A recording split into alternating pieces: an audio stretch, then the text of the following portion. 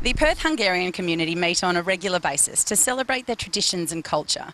At the weekend, they enjoyed a book launch and also the melodies of a sensational Hungarian singer who is on the first leg of her Australian tour.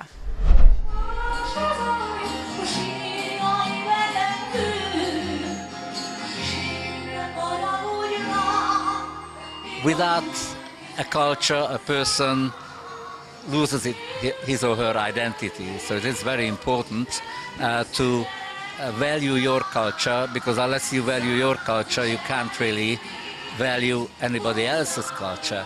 So an English person, for example, dropped into another country can only appreciate the differences, but the person starts from within. So same for us Hungarians, we start from within what we have been brought up with, and then we can appreciate the differences in other culture and value what is nice in Australia. Without our culture, we would not be able to value Australia as it is. Yes, so my name is Bertie Mbagdi, and I'm the author of Flying with Messengers, and it is the celebration of this book launch. We organized an angel ball, a white ball, for this occasion. Yes, so this is my first book, and I wrote about how guardian angels helping in our everyday life, how they're guiding towards our true destinies and love in a very contemporary way. Being a Hungarian myself, it was of course a very straightforward thing to have the protagonist as a Hungarian girl. And obviously her culture is kind of in there.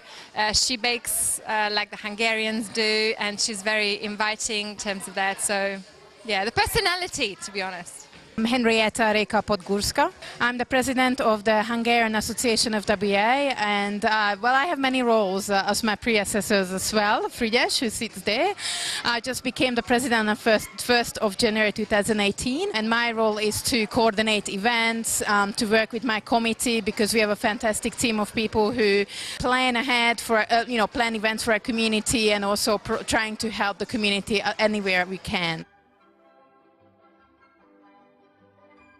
There is something for different groups of people, so every month we have a evergreens excursion to somewhere. We got a bus from the Australian government not long ago, and we use that to take the elderly citizens for various tours. We provide lunches for them, so that's quite a regular thing. The folk dance group rehearses every week. There's a music group practicing every week, so there's a lot of life going on in the clubhouse. It depends on what we do for the outer community. Everybody's welcome within the Hungarian hall. However, like the Hungarian folk dance group often does performances and shows some of our culture towards the outer. We take part in festivals, multicultural shows, and that would be the Keskeno Hungarian dances, which I'm part of. And then the food festivals that we have here, either here or we sometimes take part in international food festivals. But as a community here, we basically have something on almost every week, just for smaller groups. Well, that is the center of Hungarian community life, although not everybody is using it, but that provides a focus at which Hungarians can sing their songs, eat their food, speak the language, teach the children the language. That, by the way, there is also language classes going on here and outside as well. Lila has been a singer in Hungary for many years, and many of the people that are here today were watching her in Hungary while they were teenagers. So many of the songs she sung today have brought back memories of their childhood and their teenagerhood in Hungary. Nowadays it is a lot deeper. The understanding and tolerance and acceptance of multiculturalism is much greater than at the time when I came, for example, which was 52 years ago.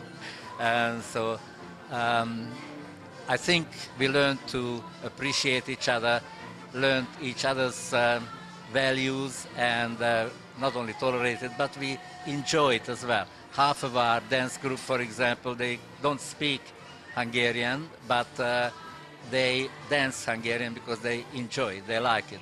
So language, culture, music is that can bring together a nation and that grow a nation together.